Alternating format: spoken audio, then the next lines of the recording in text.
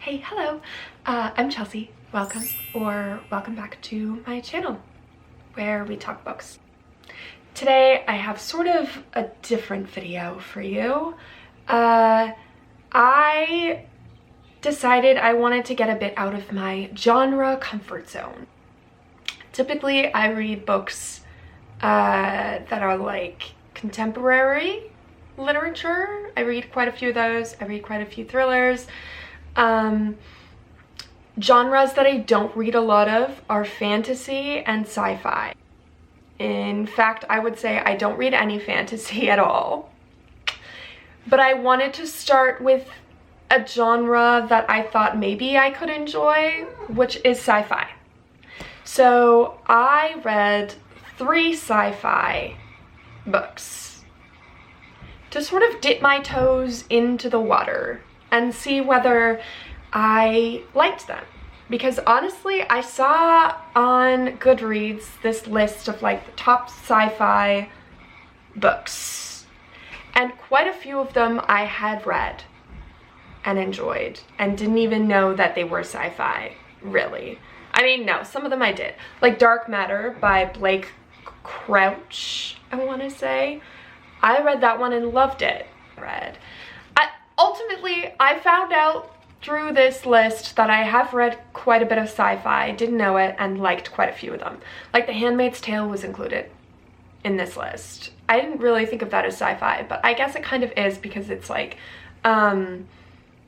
apocalyptic, almost dystopian. I guess it would be considered dystopian, and that is part of the sci-fi genre. And Handmaid's Tale is one of my favorite books.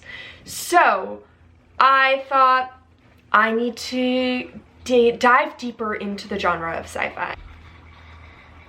Sorry if you can hear my cat's water. So I decided to choose 3 sci-fi books that are relatively beginner sci-fi, only because I was quite unsure where to start with the sci-fi genre. I hadn't gone out of my way to pick sci-fi necessarily as a genre to read, so I wanted to do exactly that and go out of my way and read some sci-fi to try and delve into the genre and see if I could find some new books that I really like, and I did. So the 3 books that I read were Kindred by Octavia Butler, Do Androids Dream of Electric Sheep by Philip K. Dick, and The Hitchhiker's Guide to the Galaxy by Douglas Adams. And of the 3 books, I really enjoyed 2. So please enjoy this, I don't know what to call it, not necessarily a reading vlog because I'm not great at those, but it's more of I read these books in a very short span of time and I discuss my thoughts and feelings and opinions on them. And that's essentially what this video is.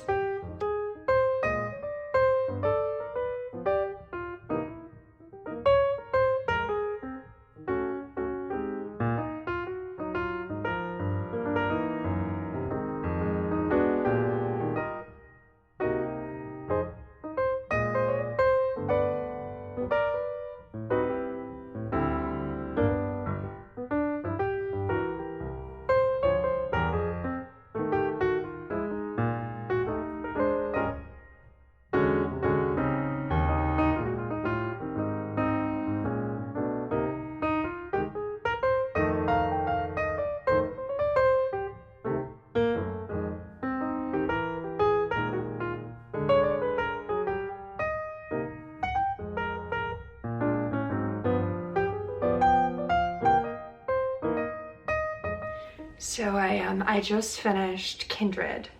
Well, no, I did not. That's a lie. That is a lie. So I finished Kindred a couple days ago, and I cannot stop thinking about this book. I I'm like speechless. I love this book so much. And I don't know what going into it my expectations were, but it was not this. This is like 260 pages, and I think I finished it in like 2 days, which for some people is not very quick. But I have a full-time job, and I do not often read a book in like as short of a time as I did this one. But I could not put this book down. I could not put it down. So Kindred by Octavia Butler is about Dana, and she is a Black woman living in 1976. She's living in California with her husband, Kevin. Kevin? Is his name Kevin? Oh shit. Kevin? Hello? Kevin? Is his name Kevin? I believe you know what? We're gonna say yes to Kevin. It's a yes. Kevin. And they are sort of newlyweds. She is in her mid-20s, and they have just moved into this house, and they're unpacking. They're getting settled, and suddenly something happens. Dana is ripped from 1976 and plopped into, God only knows what year it was. Antebellum, the year of antebellum. Antebellum, is that Antebellum South, Maryland, somewhere in Maryland or near to Maryland. And so suddenly she is in a time that was not pleasant for Black people. And she sees a little boy who is drowning. And so she goes and she saves the little boy. And once she saves the little boy, she is relatively quickly ripped back to 1976. She's very confused and unsure of what is going on. Throughout the story, she continues to be, oh, and I forgot to mention one little snippet. The little boy is white. He's a white little boy.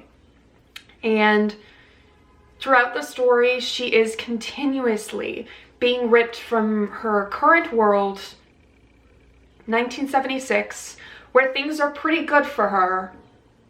And she is transported back in time, always to this little boy who throughout the book becomes a man. But she and this boy named Rufus, I believe. His name is Rufus. I'm horrible with names sometimes. Rufus. Yep, his name is Rufus. Rufus, or Roof, as she sometimes calls him. So she is continuously, there is a connection between her and this Rufus boy, because she keeps coming. She keeps coming to save his life multiple times, many times. And there is so much to this story, and to describe the reasons I loved it is hard. I don't know where to start, to be honest. For one, like, this was the perfect book to start for sci-fi. For somebody who is not versed in sci-fi, does not read sci-fi, this book was really good. Like, starter pack. Starter book to the genre of sci-fi, mainly because there was not a lot of sci-fi. The sci-fi was obviously the time travel. It was not too complicated to wrap my head around what was happening. Aside from the fact that you don't really learn the mechanics, the science of why she is being she is going from one time to another. Aside from the fact that her and this boy, Rufus, have a very deep and strong connection, which becomes very quickly challenging, because this little boy, like I said, is white. His family is white, and his family own a plantation. Not a cotton. I don't know what it is. They have slaves. Lots of them. Lots of them. And his father is not a nice person, and neither is his mother. And this little boy is sort of lost. And Dana feels for him. She wants to help him in ways that at times felt like she was making a difference, and then not. She really sort of took it upon herself to try and teach this boy that Black people were not slaves, that they deserved to be treated better than the way that his parents treated Black people. And there were like snippets of hope throughout this whole book, that she was getting her message across, that he was going to change, and that he was going to be different from his father and his mother. I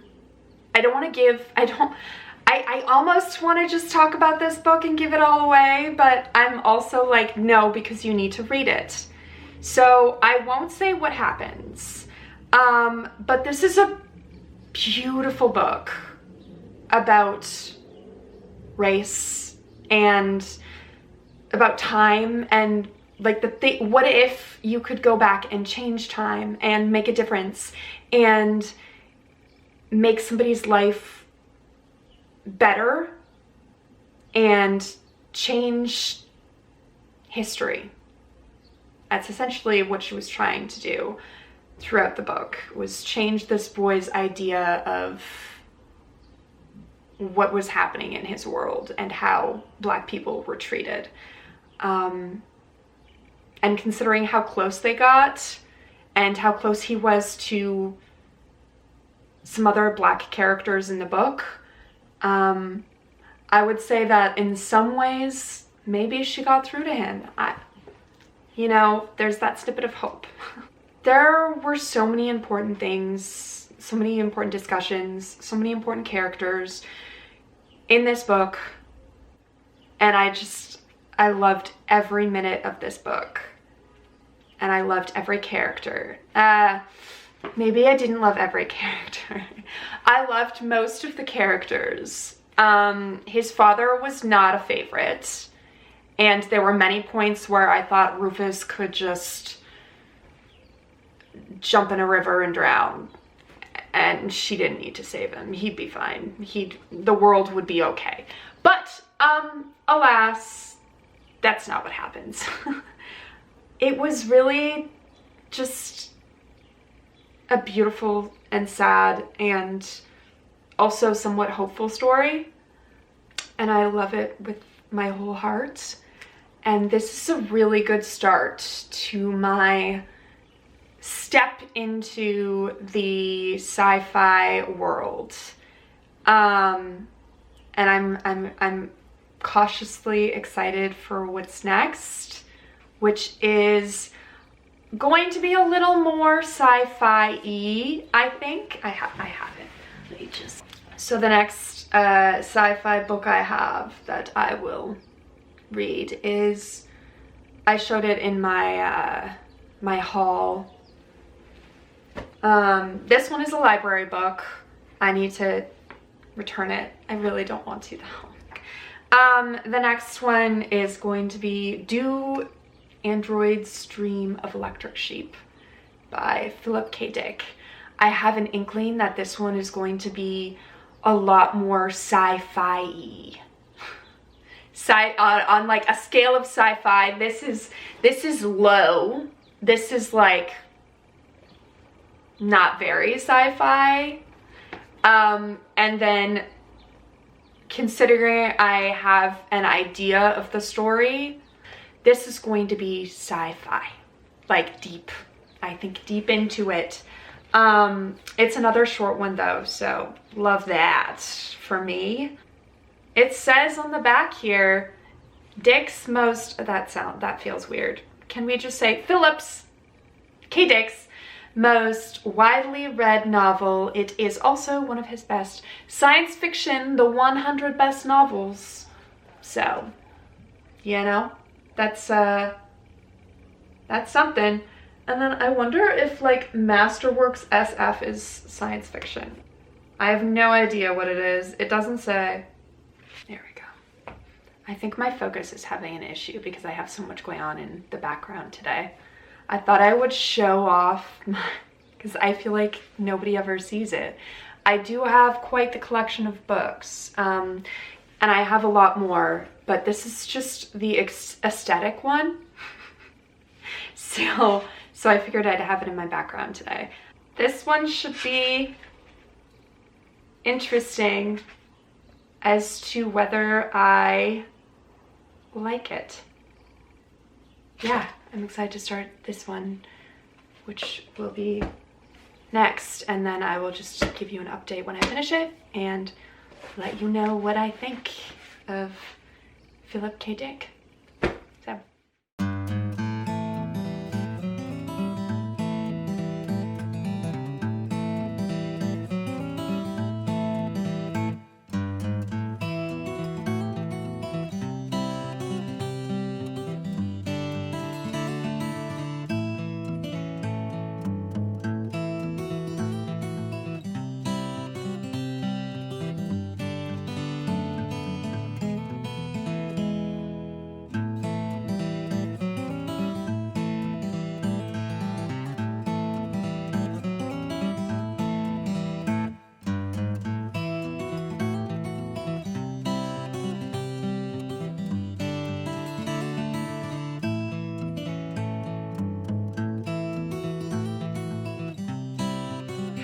So I finished, I always want to call it Blade Runner, but it is Philip K. Dick's Do Androids Dream of Electric Sheep. I surprisingly really enjoyed this one. Not that I didn't think that I wouldn't enjoy it, I thought I would be confused by it. And there were definitely parts where it was like maybe too much for me, sci-fi-y. There was like a weird mood changer thing. The book is supposed to be 2021. I guess in 1968, that was like, whoa, future, you know? But there was like a weird mood changer thing, and I didn't get what that thingy was. But I would say 95% of it was for me. I enjoyed this one. Expectation-wise, I kind of, maybe I didn't read enough reviews, because then I like went back after I finished the book and saw a lot of people mention that it is nothing like the movie Blade Runner. And that is a fact. It is not at all like Blade Runner, the movie. It essentially, the movie took a lot of like the characters and the main ideas and used that.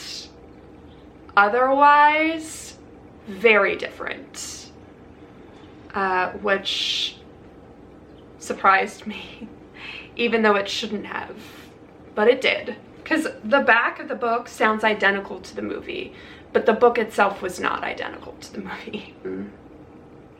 Sorry, I'm getting very distracted by, if you can see a t-shirt in the background, I did my laundry. Just a little off topic.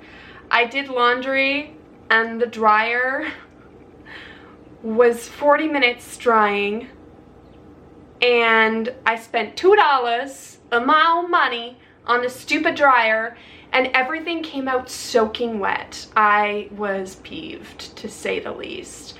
So I've got, the cat is lying on my shirt because I'm trying to dry it.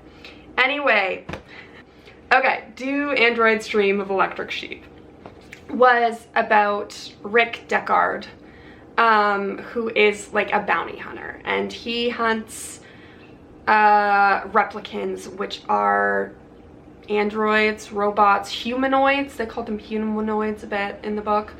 They are essentially, they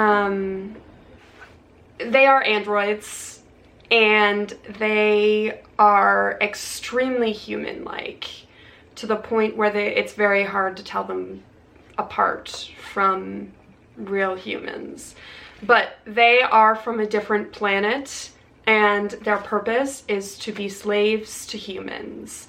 And so throughout time, some of them have escaped from their own planets and come to Earth and wreak havoc upon the true humans, essentially.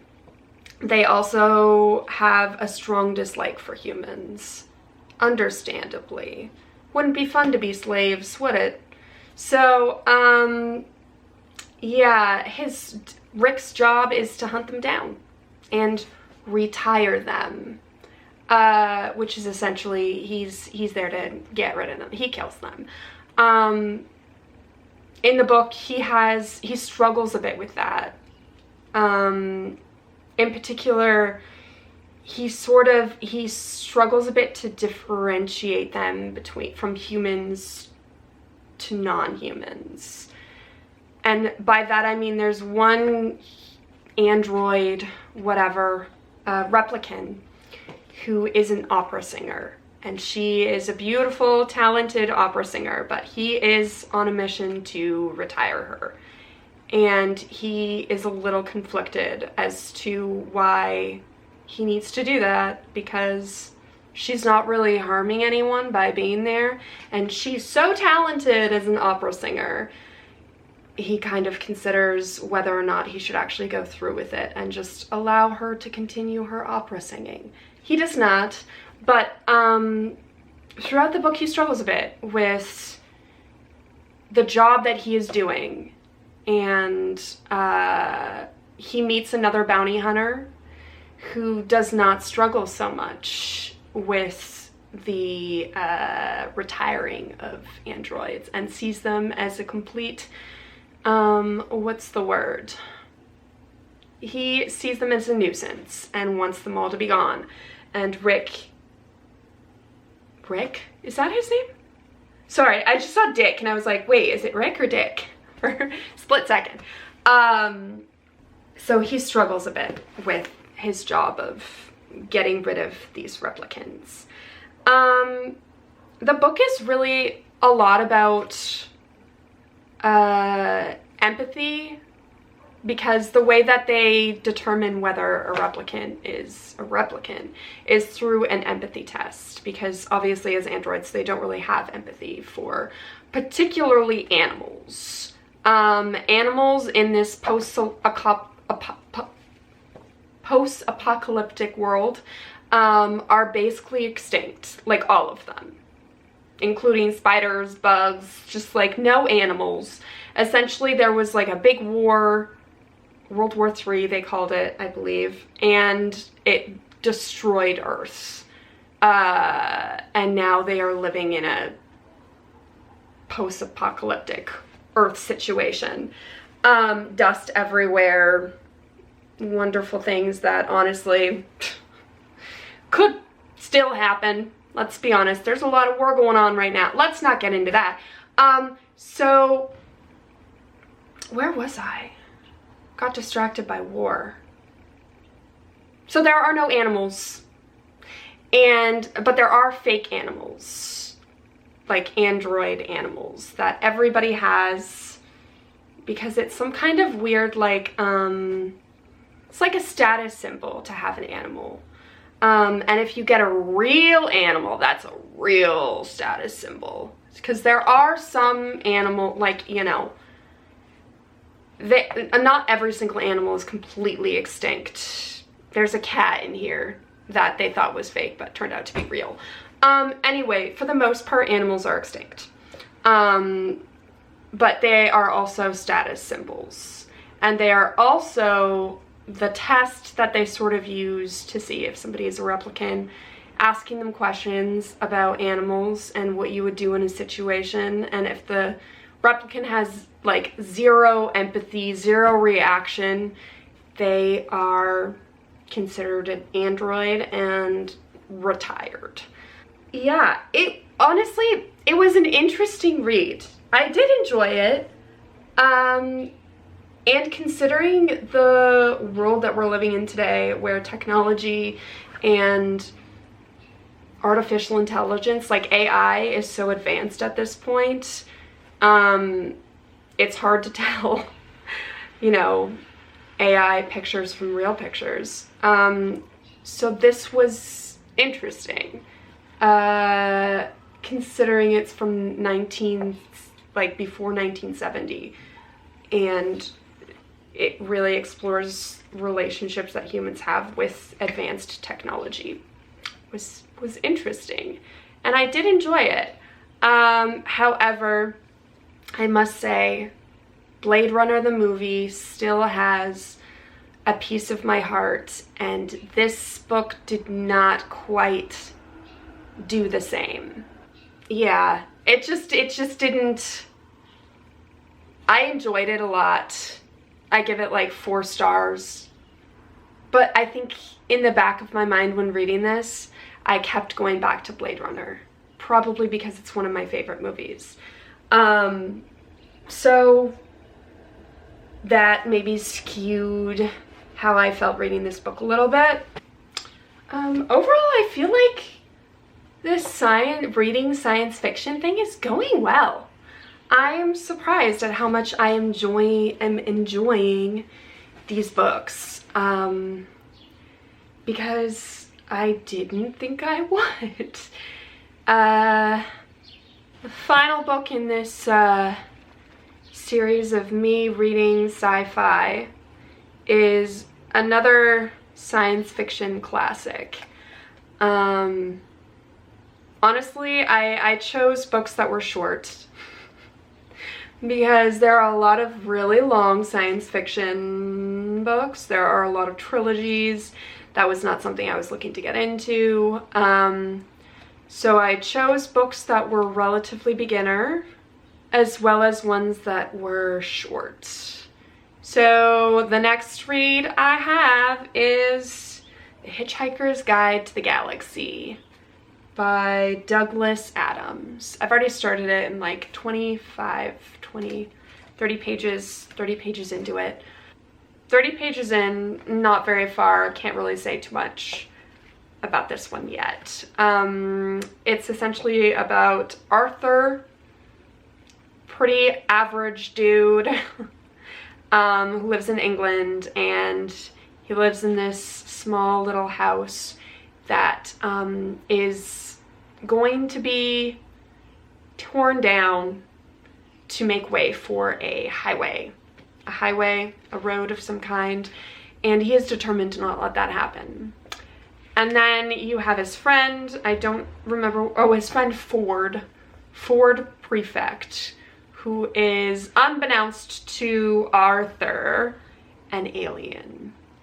And he tells Arthur, you know, forget the house. Earth is doomed. There is some alien planet people coming to destroy Earth to make way for, get this, an intergalactic highway. Silly.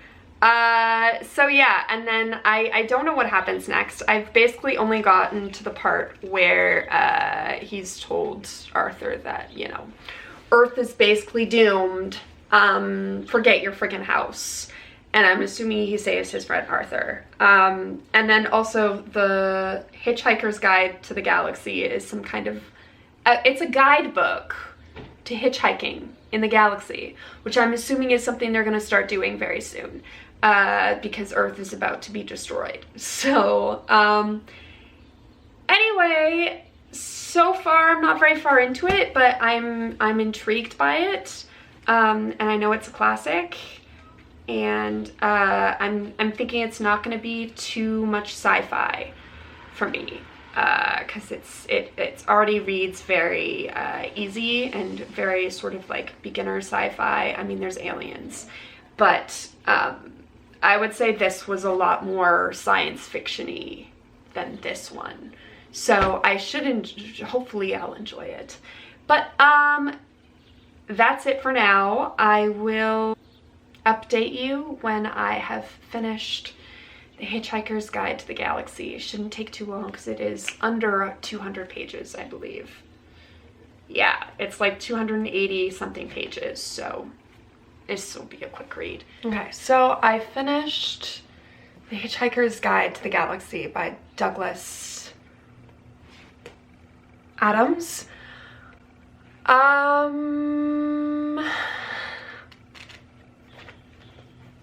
I don't really know how no, I do know how I feel about this one. I didn't really like it that much.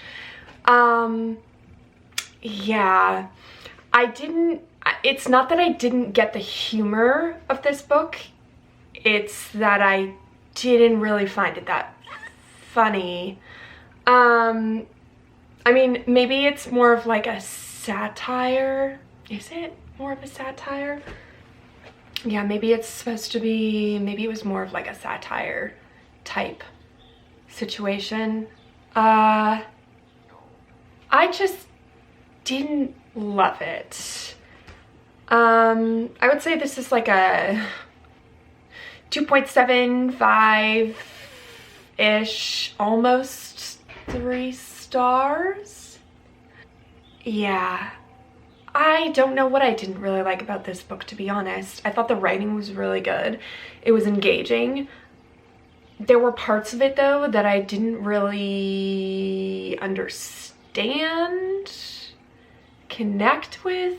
I'm not really sure. The character of... I can never remember this character's name because it's so freaking weird. Saltabartfest? That is probably not how you're supposed to pronounce it. I don't know even how to pronounce the character's name. He's like some alien creature who created Earth. I didn't really get the story of him. I don't know. It was like, so Arthur and Ford, and then they meet Zaphoid, who is like a two-headed alien creature that is friends with Ford. And so they kind of go, like the four of them. There's also a woman who is human named, I don't know, Trillian. And she goes along with them for the ride because her and Zaphoid are like buddy-buddy. The four of them go on like some quest to it's hard to describe. This book is hard to describe. But anyway, I think you can tell by how I'm talking about this book, my lack of passion. I just, I didn't connect with it. This was my least favorite book of the ones that I read that were sci-fi. And I can't quite put my finger on why I didn't particularly like it that much. Because it wasn't the writing that I didn't like. The writing was fine. It was pretty good. However, when reading it, I found myself sometimes like disengaging. I think I was bored, or maybe not bored, but like didn't particularly understand what was happening at some point. I think at like the almost end of it, Arthur is being told by Slartibarfest how Earth was built, and I didn't really understand that part fully. And then there's like the mice aspect, which I think was comedic. It was silly. and I get what that was, but I just didn't think it was that great. Essentially, if you don't know the story, I don't even think I'm gonna describe it because I don't think I would know how. But unbeknownst to humans, mice, the cute little creatures of mice who are often, you know, experimented on by science, are actually experimenting on humans. And there is one big question that they want to uncover about humans. And the only human left that really has the answer to this question is Arthur. And so the mice that have, you know, left Earth before it exploded, was destroyed, want to get the answer from Arthur. And by doing so, they need to, like, take Arthur's brain and experiment on it, I guess. The irony is there because mice are, you know, often the use of human experiments.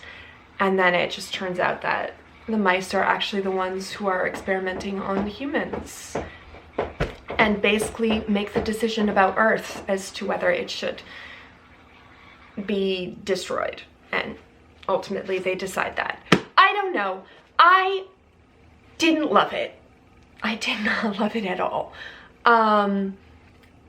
But considering the writing and the characters and the, like, adventure aspect, I totally understand why people love this book and consider it like a sci-fi classic. It just, it didn't connect with me, and I didn't connect with it, and that's fine. I would say, like, overall, this reading science fiction thing, which is, you know, not my genre, was successful. And I enjoyed it, which was a surprise to me. Didn't think I would enjoy reading a lot of the books that I did as much as I did.